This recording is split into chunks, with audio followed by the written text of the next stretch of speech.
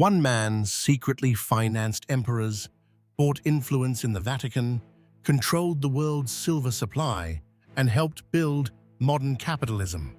His wealth dwarfed that of kings, and he used it to reshape Europe from the shadows. This is the untold story of Jakob Fugger, the man who owned half of Europe. If you've never heard of Jakob Fugger, you're not alone. He wanted it that way.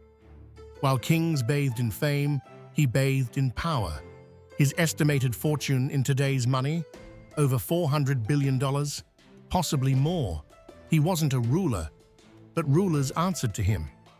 So who was he, and how did he rise so high? Fugger was born in 1459 in Augsburg, a city of merchants and traders. He wasn't born poor, but not powerful either. His family sold cloth. Jakob saw beyond fabric. He saw empires. He quickly expanded into precious metals, recognizing early that control of mines meant control of kingdoms. He brokered deals with mining towns, offered loans to nobles, and soon became the main supplier of silver and copper across Europe. He didn't just buy the mine, he bought the right to monopolize the future. In 1519, the most powerful seat in Europe, Holy Roman Emperor, was up for grabs. The frontrunner, Charles V of Spain, needed to secure votes from 7 prince-electors, but that required a lot of money. Jakob Fugger personally loaned over 850,000 florins to Charles, equivalent to hundreds of millions of dollars today. With that money, Charles bought the crown. Fugger didn't just fund the emperor, he made the emperor. Even the Pope wasn't beyond Fugger's reach. He funded church construction, including parts of St. Peter's Basilica in Rome.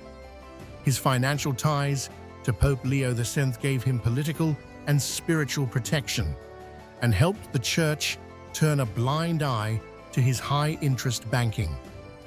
In fact, some of his practices, including charging interest, directly triggered Martin Luther's 95 Theses and the start of the Protestant Reformation. That's right, Jakob Fugger helped spark the Reformation by being too rich. He pioneered concepts still in use today: double-entry bookkeeping, international transfers, currency, exchange, financial lobbying. He ran a vast banking network with offices in Venice, Rome, Lisbon, and even India. In a way, he was the world's first multinational CEO. But Fugger wasn't loved. He was called a bloodsucker of the empire for charging crushing interest rates. Some claimed he manipulated markets, ruined noble families, and bankrupted cities just to get his way.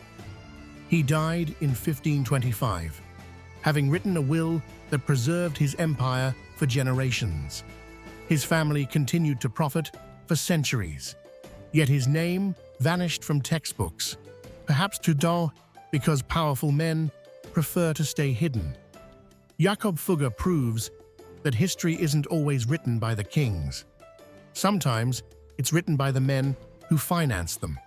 While his face isn't carved into statues or coins, his fingerprints are all over Europe's economy, religion, and royal families.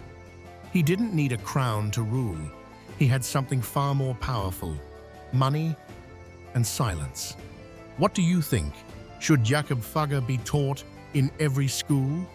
Drop your thoughts in the comments. And if you love hidden wealth, forgotten empires, and real power, subscribe now. You're watching Past Unlocked, where we reveal the stories they tried to bury.